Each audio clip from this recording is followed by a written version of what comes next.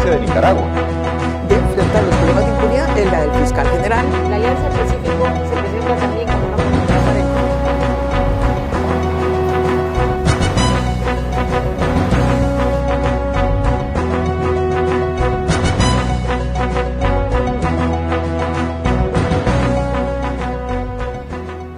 Para estar bien informados a través de análisis de fondo, gracias por estar en la sintonía del espacio Fernando Aguayo América. Cordiales saludos a nuestros seguidores ahora por YouTube, seguidores de Mega TV, a quienes en el Ecuador nos ven por Vito TVO y en el mundo por OnePlus TV. Hoy tenemos como invitado al doctor Daniel Curi. Él es catedrático, experto en Derecho Penal. Muchas gracias, doctor, por estar con nosotros. Muchas gracias. Doctor, hay desconfianza absoluta en el sistema judicial ecuatoriano.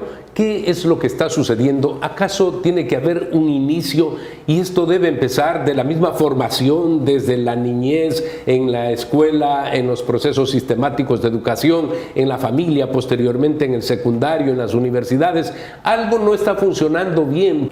Sí, el problema va desde el inicio, desde el núcleo, ¿verdad? Así, desde la criminología conocemos justamente que hay instituciones de control social y una de ellas, la principal, viene a ser la familia, ¿verdad? Desde la familia, desde ahí tienen que empezar a inculcarse los valores. Los padres que no le inculcan los valores a sus hijos o que no están preocupados por la crianza de sus hijos van a ser hijos que se van a desviar justamente. Los colegios, las escuelas, las universidades también tienen que irragar esos valores. El niño que copia hoy va a ser el que da sobornos o el que acepta sobornos en el futuro, ¿verdad? El que va buscando esas vías fáciles, ¿verdad? Tenemos otras instituciones, ¿verdad? Desde el alejamiento, desde las instituciones que se encargan justamente de estos valores, como las iglesias, por ejemplo, o algunos otros clubes que se encargan justamente de fomentar desde el deporte hasta la cultura, ¿verdad? Tenemos justamente un país que está devastado en lo cultural y que necesitamos entonces refundar esa cultura, refundar esos valores y ver realmente cuál es el horizonte al que nosotros queremos ir. Hacer votos por una renovación de la propia sociedad. Esto para hacer el mea culpa, porque de pronto a lo mejor no es que están mal solamente los jueces, sino que todo lo que está llevando hacia esa situación está mal. Eso es la conducción, como usted bien señala, la familia, la educación, la propia sociedad. Exacto, porque estamos en una sociedad que está acostumbrada a la ley del sabido, a la ley del que lo hace mejor, lo hace bien, ¿verdad? Es decir, aquí muchas veces, ¿qué es lo que sucede? Y retornando a la parte judicial, el juez que entra honesto, mira que todos roban y que le tachan a él por ser el bobo que no roba o el bobo que no pide sobornos, ¿verdad? Y entonces ha pasado que de repente a un ayudante judicial entra con todas sus ideas de justicia, pero ya es adentro el sistema que lo corrompe, ¿verdad? ¿Por qué? Número uno, porque él adquiere estos antivalores y número dos, porque sus valores no están lo suficientemente arraigados como para él ponerles un pare. La consolidación a través de materias como la ética, la lógica, que deben ser sustanciales en el proceso educativo, es necesario, es prioritario en estos momentos. Es muy prioritario y más allá de eso, alejarnos de una lógica meramente pragmática, consecuencialista y regresar a una lógica en base a deontología, en base a valores, en base a un deber de que no va a poder ser quebrantado por ningún motivo. Porque estamos acostumbrados a decir, sí, esto está mal, pero, y tratamos de siempre ponerles excusas, y eso lo que hace es quitarle justamente el valor a que van a tener estos deberes, ¿sí? Por ejemplo, ¿verdad? Cómo poco a poco vamos desgastando la vida, ¿verdad? Cómo poco a poco vamos desgastando lo que significa la vida. Buscamos entonces de que existan abortos, que exista eutanasia, ¿verdad? Y eso es lo que hace, es quitarle el valor a la vida, poco a poco. Buscamos incluso pena de muerte, le quitamos valor a la vida. Entonces lo que necesitamos nuevamente es entender por qué algo tan simple, algo tan básico como la vida, como el núcleo de todos los otros derechos, es importante y merece ser defendida en todos los niveles. Por ejemplo, el hecho de que hayan códigos de ética profesional, en este caso, los colegios de abogados tienen que proyectar el cumplimiento de esa ética. Solamente así podremos empezar a pasar a personas que verdaderamente tengan valores a la función judicial. Claro, por supuesto, pero el problema nuevamente, mire cómo se ha diseñado el sistema en el momento en que ya ni siquiera es obligatorio de que sean miembros de algún tipo de colegio de abogados. Entonces, se desmanteló aquello. Se desmanteló completamente. Era una obligación, había Exacto. que ser Entonces, estos tribunales, parte del colegio de abogados estos tribunales y de ética, otros colegios, por estos supuesto. tribunales de ética y esos tribunales de honor ya no sirven de nada porque no van a tener ningún efecto. Entonces, tienen que empezar a incluirse sanciones justamente ya por parte de la propia judicatura a los abogados por su mal actuar que impliquen una suspensión o incluso la revocatoria completa de la capacidad de poder ejercer como abogado. Ahora bien, entramos ya a lo que es la crisis actual, esta por la que hemos hecho estas reflexiones. En estos momentos, desde la Asamblea Nacional, se busca castigar, incluso en todo el tema del patrimonio, a jueces y fiscales que hayan trabajado de manera conjunta con los delincuentes. Sí, y es una buena medida. Es una medida genial. En su momento, cuando yo estaba en el área disciplinaria, yo decía, ¿sabe qué? Y en la Contraloría que empieza a hacer un análisis especial sobre el patrimonio de todos los jueces, ¿verdad? Porque hay claramente jueces o hay claramente fiscales de que su nivel de gastos y su nivel de ingresos no concuerda en absoluto, y a cualquier persona que lo mire a simple vista dice, esta persona está robando. Sí, pero claro, uno se topaba con trabas burocráticas, uno decía, no se puede hacer, no, porque ya hay un examen que se hizo hace poco. Pero bueno, entonces hay que hacer algo más. Entonces por eso me parece correcto las medidas que se toman ahora. ¿Sabes qué? Yo no voy por la vía de Contraloría, voy por la vía de la UAFE. Y si encuentro estas incongruencias, directamente mando a Fiscalía. ¿Por qué? Porque puede haber un cohecho, puede haber una confusión, puede haber un enriquecimiento ilícito. Lo importante va a ser, una vez encontramos eso, poder posteriormente entrar a la parte disciplinaria. Porque claro, de repente tengo un fiscal que ha sido condenado por concusión, pero que los vocales lo salvan y no dejan que sea removido ni que sea destituido. Y tenemos entonces esa mala figura todavía ahí sentada. Lamentablemente hay que decir que los jueces, operadores de justicia, se vuelven ingeniosos y de pronto empiezan a usar otros tipos delictuales para poder esconder sus bienes. El hecho de que cojan a personas, familiares, y les dicen, manténme tú esto.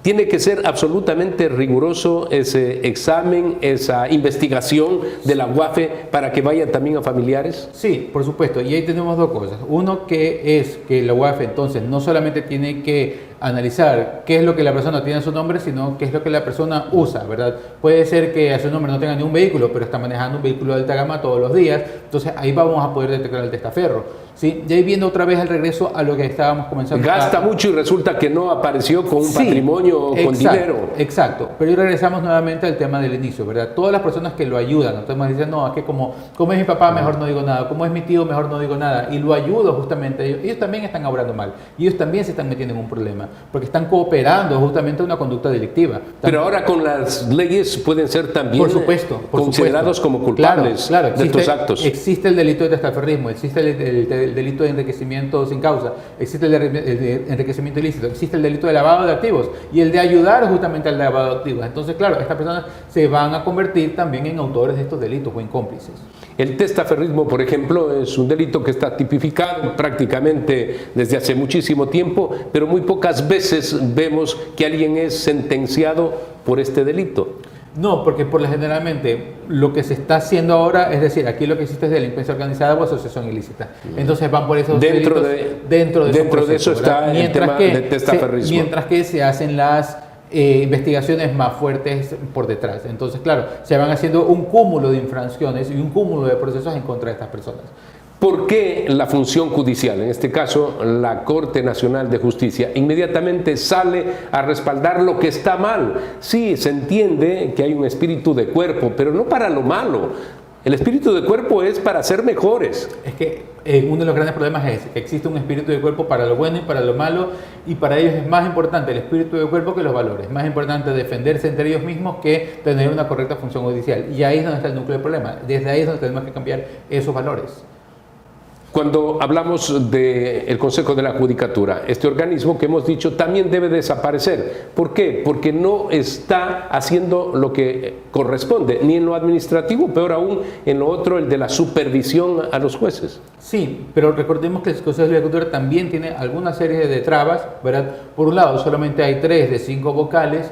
Y claro, hay que presionar para que envíen las ternas para que ya se conforme de manera completa el Consejo de la Judicatura. Por otro lado, tenemos la sentencia de la Corte Constitucional que le amarró las manos al Consejo de la Judicatura para los temas jurisdiccionales, el error inexcusable, el dolo, la manifiesta negligencia. Entonces, si es que no hay una denuncia en contra del juez o en contra del fiscal que ha actuado mal en ese sentido, el Consejo de la Judicatura no puede actuar de oficio. Entonces, va a ser necesaria justamente esa denuncia. Pero precisamente la demostración de que no hay institucionalidad con este Consejo de la Judicatura, en donde hay 3 vocales de 5 y una persona puede ser, una vocal puede ser destituida porque hay un juicio político en ciernes. Entonces, ¿cómo puede haber un organismo de esa magnitud con 2 vocales? Exacto, y eso crea mucho más problemas porque, por ejemplo, para destituir un juez se necesita una mayoría calificada, se necesitan 3 vocales, no 2, ¿verdad? Entonces, si antes criticábamos la actuación de el poeta Terán, ¿verdad?, que actuaba juntamente con otro vocal corrupto, que era Javier Muñoz, que también ya fue sentenciado, ¿verdad?, y que los dos hacían mayoría de 5, ¿verdad? Ahora vamos a tener la posibilidad de que sea mayoría de 1, porque como solamente hay 2 vocales y el presidente tiene el voto dirimente, uno va a decidir por 5, ¿verdad? Y la ley no permite eso, porque la Constitución es clarísima. Se necesita mayoría simple para todas las decisiones y la ley para destituir a un juez o a un fiscal o a un defensor público se necesita una mayoría calificada, es decir, los 3 de 5.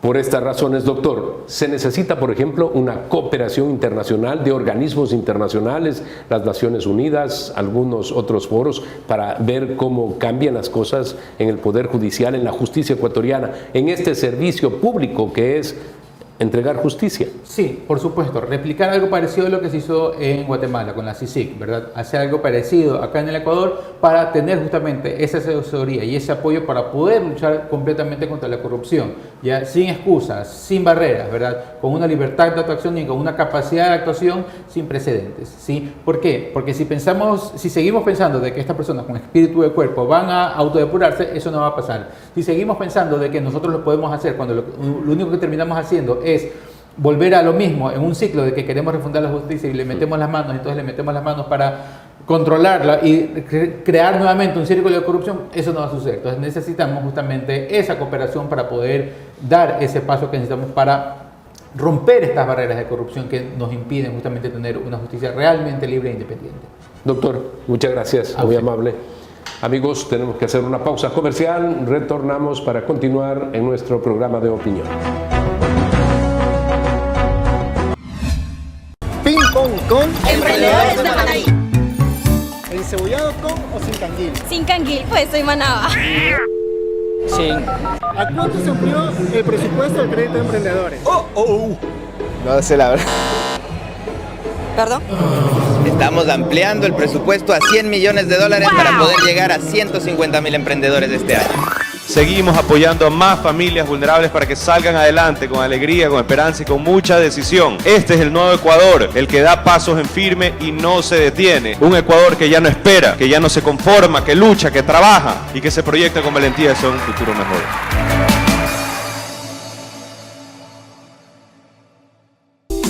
Verde Fruit, el camino para acercar los productos de América Latina a los Estados Unidos.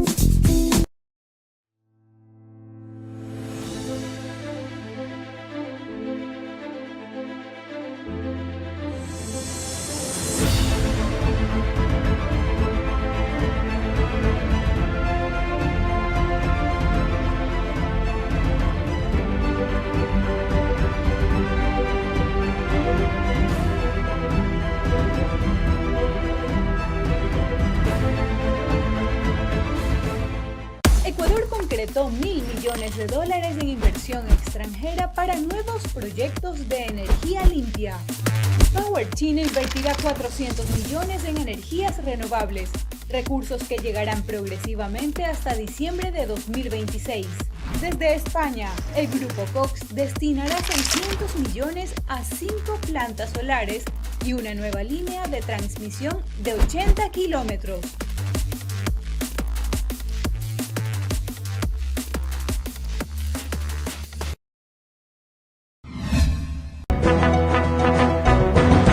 Nuestro segundo invitado en el programa de hoy es el analista económico y académico Jorge Calderón. Muchas gracias por estar con nosotros. Un gusto, Fernando. La seguridad y la atracción de recursos, de inversiones, ha sido la base de esta primera parte del gobierno, un mes del nuevo régimen del presidente Daniel Noboa. Obviamente hay que seguir en el tema de la seguridad, pero hay que buscar recursos también para fortalecer la economía. Tú lo has dicho, Fernando, es parte creo que de la cruzada en la que se halla el presidente Daniel Noboa pues obviamente el tema de inseguridad ha generado una lentitud en la economía y que de alguna manera nos viene afectando en los últimos años. Y en ese aspecto yo creo que es importante las acciones que viene haciendo desde hace algunas semanas con los distintos proyectos de ley que ya se han convertido en ley como tal y buscar el apoyo de todos los sectores.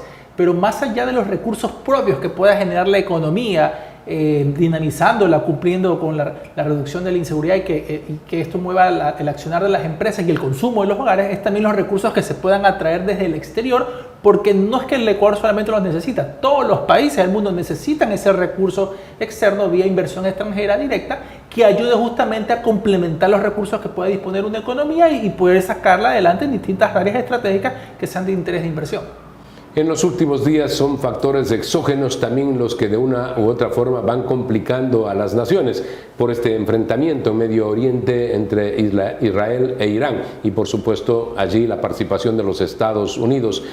Todo esto, ¿de qué manera puede impactar, por ejemplo, al Ecuador? Mira, normalmente hay 4 tipos de impactos que podemos nosotros ver aquí. Uno de ellos es sin duda el aumento del precio del petróleo, que con las primeras escaramuzas que existieron días atrás ya estaba dando una incidencia en el precio. Subió en el orden del 8 al 13% el precio del petróleo al inicio. Exactamente. Entonces ya con un ataque que se dio días atrás por parte de Estados Unidos a Irán, esto ha llevado a que el precio siga escalando más porque pasó a $87. Exacto, porque es todo un territorio de alta influencia justamente para todo lo que es producción petrolera, y en ese sentido el Ecuador va a tener 2 tipos de efectos. Primero, sin duda, un aumento de los ingresos por concepto del precio más alto.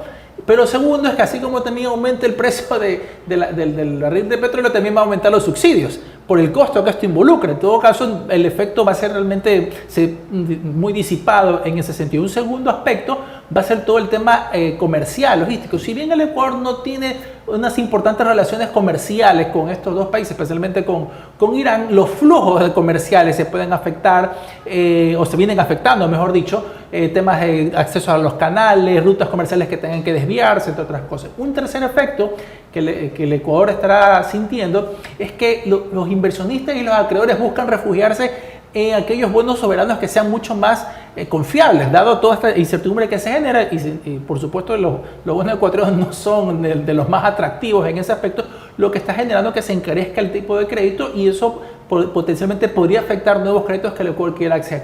Y un cuarto punto, que no es tanto el caso del Ecuador, son los temas migratorios en ese sentido, pero son los efectos que estamos percibiendo. Esperemos que esto pueda irse atenuando, pero el impacto va a ser en el corto o mediano plazo.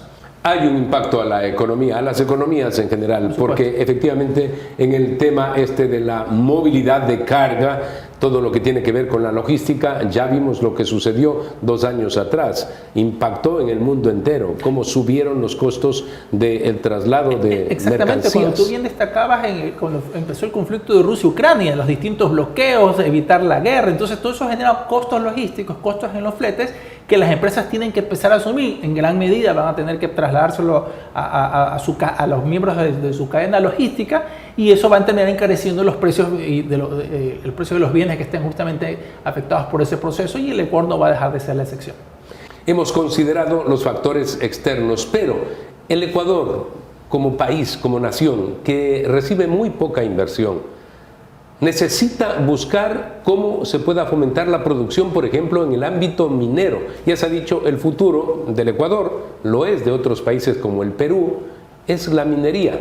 ¿Cómo encontramos en la magnitud de las otras naciones recursos para el desarrollo minero? Tú has tocado un punto importante. La inversión extranjera es vital, es necesaria para las economías. El Ecuador, lamentablemente, para el 2024 apenas recibió $232 millones, es decir, una cifra paupérrima si la consideramos o la comparamos con otras economías como Perú, Colombia, que reciben miles de millones de dólares. Acá en nuestra economía apenas representa el 0.3% del PIB, versus otras economías que representan 4, 5, 7% o 12% como Uruguay, por ejemplo, un país mucho más reducido. Entonces, obviamente, ¿qué han hecho esos otros países? Un marco jurídico estable, respeto a la institucionalidad, los poderes del Estado están conciliados, por así decirlo, buscando un norte común, hay políticas económicas a largo plazo, y yo creo que es algo que el gobierno también está buscando trabajar muchísimo, y eso se refleja en las distintas salidas del presidente buscando esos recursos con distintos países.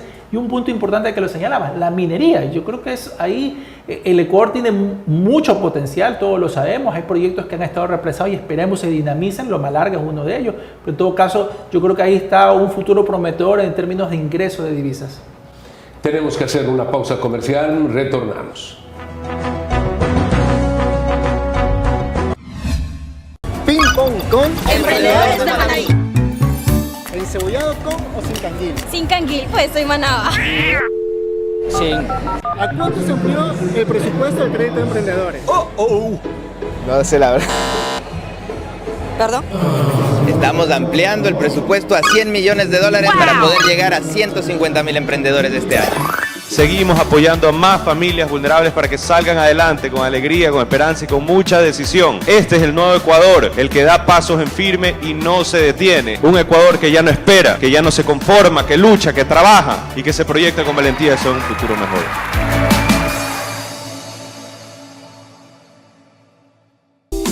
Verde Fruit, el camino para acercar los productos de América Latina a los Estados Unidos.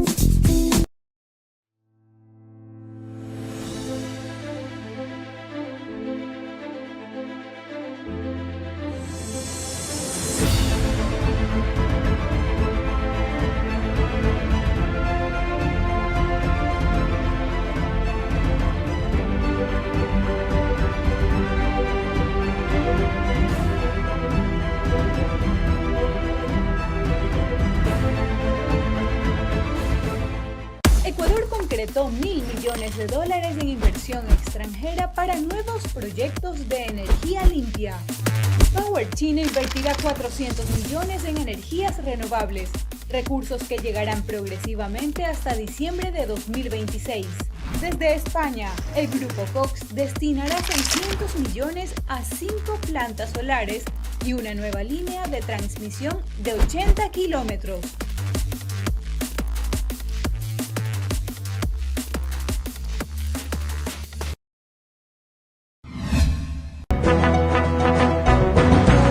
Esperamos en la práctica que esta modalidad de hacer diplomacia directa por los desplazamientos del presidente de la República traiga resultados muy concretos. Ya ha dicho el economista Jorge Calderón, por ejemplo, en el ámbito de la minería se requieren esos recursos y son estos países como China los que pueden ayudarnos para extraer minerales por del país. Por supuesto que sí, es uno de los países con mayor apetito, por así decirlo.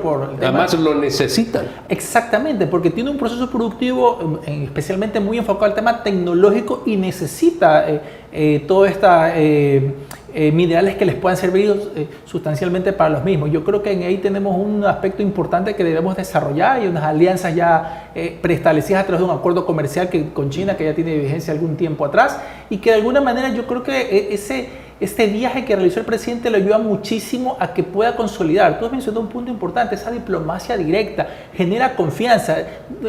Sin duda es respetable que viajen ministros, que viajen delegaciones, pero qué más aún que sea el mismo presidente de un país que el que se desplace, el que se reúna, que tenga esa apertura a reunirse con los mandatarios de los otros países y pueda generar ese enlace directo. Pero no debe quedar todo ahí, porque sin duda vamos a necesitar mejorar la tramitología en el país, que se reduzca la burocracia. Si en el aspecto minero, especialmente los permisos ambientales, puedan darse con más agilidad, sin que esto signifique que se esté omitiendo cosas, pero que sean más ágiles. Hemos visto permisos ambientales que han tardado hasta 10 años en aprobarse. Entonces, todo eso ahuyenta la inversión. Yo creo que hay que trabajar en esa parte operativa, porque en la parte estratégica el presidente está haciendo lo que tiene que hacer. Reunirse con los mandatarios de otros países, buscar esos acuerdos, esas alianzas y decir, mire, el Ecuador de ahora es un país para invertir. Pero esperemos la parte operativa, esa parte burocrática, no dañe los esfuerzos que el presidente viene realizando. Sin duda hay preocupaciones por los esquemas, estos impositivos que tiene el Ecuador y también por estas nuevas tasas que se están creando, por ejemplo, para el ámbito minero. Dicen en el sector lo vuelve absolutamente caro. Me imagino que en estos diálogos que tuvo el presidente algo de esto, porque son preocupaciones internacionales, se habrá manifestado. Por supuesto que sí, porque ¿qué quiere el inversionista? Reglas claras, y en este aspecto entendemos que la disposición del gobierno de cobrar esa tasa minera se justifica para poder luchar más contra la minería ilegal que está afectando justamente a la minería formal, a la minería legal, y esperemos que esto pueda llegar a un común acuerdo de tal manera que el gobierno cumpla con el objetivo de desterrar esa minería ilegal, que más allá del tema económico que le está afectando, también es un tema ambiental, está impactando. Esa es la minería que contamina, esa es la minería que realmente le está jugando sucia a las comunidades, no esa minería legal. Si nosotros vemos casos como Lundin Gold u otras empresas que han instalado minerías como Fruta del Norte, Mirador, veamos qué ha pasado en esos territorios. Han crecido exponencialmente. Por ejemplo, Zamora Chinchipe, que hace 10, 15 años era una de las provincias que menos recaudación tributaria generaba, ahora está entre las 5 primeras en mayor recaudación tributaria. ¿Qué pasó con el Panguí y Yanzasa, cantones muy pobres, ahora están entre los 20, 25 primeros en Ecuador en términos de recaudación tributaria? Ese es el efecto de la minería legal, de que hay una minería en que es responsable, en que la sociedad, la comunidad está trabajando de la mano con las empresas. Hacia allá hasta el norte. Yo creo que esos ejemplos nos dejan muy claro el provecho que se tiene de la inversión extranjera responsable y en un sector tan importante como es la minería. El presidente también estuvo en España, un país del que podemos traer inversiones igualmente. Por supuesto que sí. De hecho, España está entre los 5 países que más invierte aquí en el país. Yo creo que aquellas relaciones que han sido duraderas, hay que seguirlas sosteniendo. Los lazos, yo creo que más allá de los culturales y religiosos, inclusive que nos unen, el tema económico es vital, es necesario, y buscar nuevas inversiones en distintos sectores como turismo, especialmente minería, igual, seguridad. Yo creo que hay un aspecto amplio de cooperación y esas relaciones derivadas de esa diplomacia directa le está ayudando al país. Hace unas semanas se vio ya una donación de Francia, por ejemplo, en términos de seguridad, y yo creo que son aspectos que sin duda España también se va a reflejar en los siguientes meses. Hay que buscar también ya la consolidación de ese tratado con Canadá. Por supuesto, yo creo que ahí falta la ratificación pertinente de los distintos estamentos de cada país. Yo creo que es necesario ya concretar eso porque Canadá es uno de los países que tiene más interés en temas mineros. De hecho, la parte de las mineras que están establecidas son de origen canadiense y yo creo que ellos tienen una muy buena experiencia a nivel global en lo que es exploración y explotación de recursos mineros, tienen importantes certificaciones ambientales, brindan más garantías y como cualquier país y sus empresas respectivas quiere ese entorno de seguridad que le pueda brindar. Yo creo que el Ecuador tiene que complementar estas acciones y especialmente en el campo minero con Canadá es confirmar tratados bilaterales de inversión, que es parte de esa tarea pendiente que como país nos falta, pero en todo caso yo creo que Canadá y así como hay otros en cola que se ratifiquen, Corea del Sur, entre otros, debe ser la vía, seguir diversificando nuestro comercio y nuestros destinos. El siguiente desplazamiento se conoce será a países de América del Sur, a países de nuestro continente. También debemos fomentar esa relación con estas naciones hermanas. Claro que sí, ahí sin duda los aspectos comerciales, los lazos históricos, étnicos son muy potentes y en ese sentido ver cómo podemos generar un comportamiento de bloque, un comportamiento que de alguna manera nos ayude a tener un mayor peso internacional, más allá del tema ideológico, político que hace algunos años primó bastante y que cuando se disipó esa ideología en los gobiernos, porque lamentablemente esa ideología todavía persiste en los países, pero cuando se disipó en los gobiernos se fue abajo todo tipo de integración, porque estaba unida con esos aspectos políticos, esos aspectos más aún de rechazar todo lo que sea cooperación internacional válida. Y yo creo que eso tiene que sin duda mantenerse alejado de la política, la diplomacia y apuntar hacia unos lazos de cooperación técnicos creíbles y que ayuden a mejorar el posicionamiento de América Latina. Relaciones pragmáticas. Correcto. Los países tienen que unirse para ser más poderosos, no para ser un club de amigos socialistas, que es lo que estaba sucediendo. Muchas gracias por haber estado con nosotros. Recuerden, amigos, que tienen la próxima semana una cita para los seguidores de Mega TV, ahora por YouTube, a través de Vito TV en el Ecuador y por Juan Cruz TV en el Ecuador y en el mundo.